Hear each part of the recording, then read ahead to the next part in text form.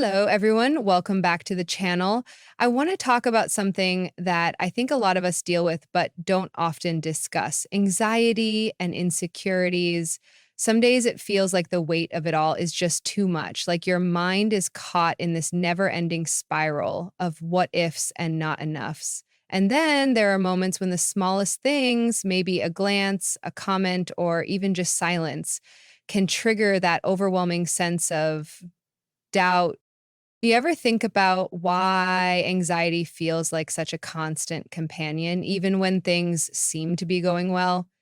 It's strange, isn't it? You could be surrounded by people who love you, achieving things you once dreamed of, and still, when it's quiet, late at night, those same voices whisper, "You're not enough."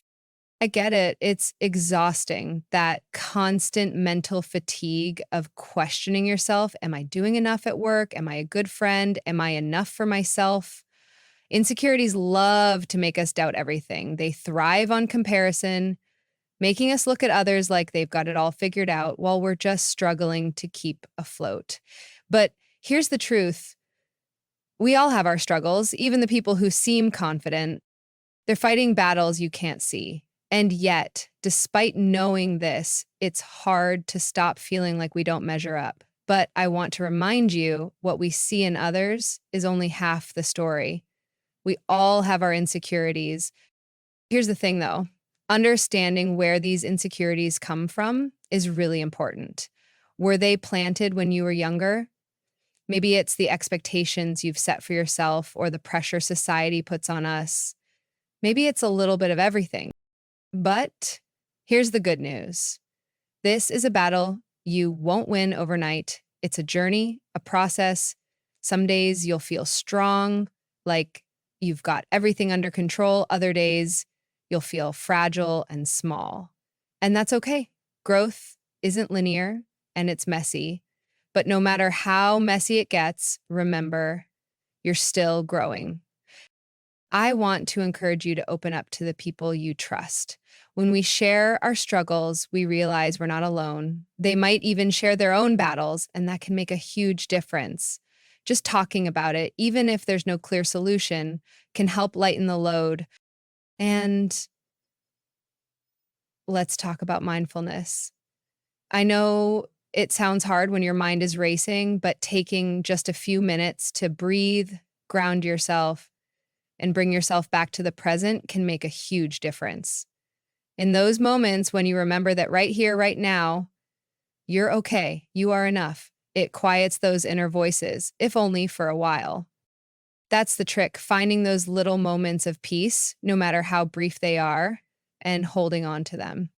It's okay not to have all the answers. It's okay to feel unsure. Life isn't about having everything figured out. It's about learning, growing, and accepting yourself, flaws and all. So every day, let's work on being kinder to ourselves, recognizing our worth, and letting go of the need to be perfect.